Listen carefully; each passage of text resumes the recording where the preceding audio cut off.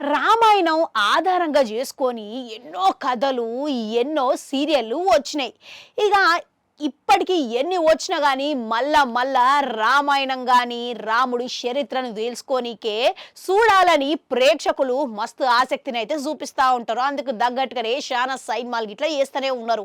ఇక రాముడి కథని ఆయనకు నచ్చినట్టు జోడించుకొని 'ఆదిపురుష్' అనే సినిమాని బాలీవుడ్ దర్శకుడు ఓం రౌత్ తీసిండు.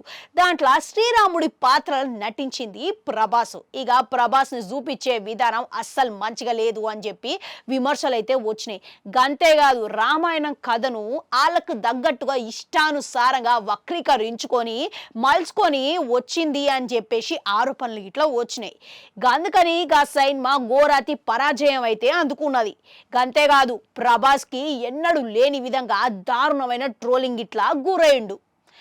గీడనే రామాయణం జోలికి మళ్ళా ఓడు ప్రభాస్ అని అందరూ అనుకున్నారు. కానీ మీరు పప్పుల కాలేసినట్టే. ఎందుకనంటే ఇప్పుడు ప్రభాసు మళ్ళా రామాయణంలో భాగం కాబోతున్నాడనే వార్త తెర మీదకి వస్తున్నదంట.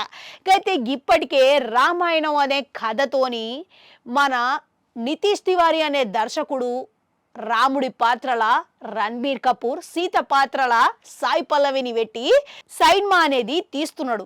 అయితే ఇప్పటికే గిందుల పరశురాముడి పాత్ర కోసం అని చెప్పేసి ప్రభాస్ని సంప్రదించినట్లు టాక్లు అయితే వినబడుతున్నది. అయితే పరశురాముడి పాత్ర అంటే మస్తు గంభీరంగా బలంగా ఉంటుంది. గందుకు తగ్గట్టుగా ఆ పాత్ర చూపించాలి అంటే ప్రభాస్ ఒక్కడే సరైనోడు అని చెప్పేసి భావించి ఆయనని సంప్రదించినట్లు టాక్లు అయితే వినబడుతున్నాయి. మళ్ళీ దీనికి గాను ప్రభాసు చేస్తాడా లేదా అన్నది మాత్రం ఇంకా పూర్తిగా స్పష్టత అయితే ఇయ్యలేదు. తొందరగానే ఈ పాత్రకు సంబంధించి వివరాలన్నీ అధికారికంగా ప్రకటన వచ్చే అవకాశాలు అయితే ఉన్నాయంట. కానీ ఒక్కవేళ గిదిగిట్లా నిజమైతే ఖచ్చితంగా రామాయణము ఊహించని విధంగా పేరైతే వస్తుందని చెప్పడంలా సందేహమే లేదు.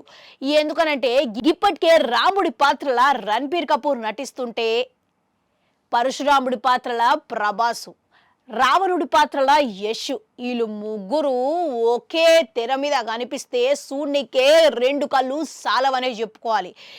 ఒకే తెర మీద ఒకే సినిమాల ముగ్గురు ప్యాన్ ఇండియన్ స్టార్ హీరోలు జతగడితే దేశవ్యాప్తంగా ఊహించని విధంగా సంచలనం సృష్టిస్తుంది అని ట్రేడ్ పండితులు మాట అయితే చెప్తున్నారు. గది ఇట్లా నిజం అనే చెప్పుకోవాలి ఒక వంతుకు. అయితే గీడ రామాయణం కోసం అని చెప్పేసి ఇప్పటికే ఆదిపురుషుల నటించి దారుణమైన ట్రోలింగ్ ఎదుర్కొన్న ప్రభాసు మళ్ళసారి రామాయణంలా భాగం అవుతాడంటారా? మీకేమనిపిస్తున్నది? కామెంట్లలో కామెంట్ పెట్టుర్రి. అట్లనే ఒక గంట ఉంటుంది, అది కూడా నొక్కురి. మళ్ళొస్తా.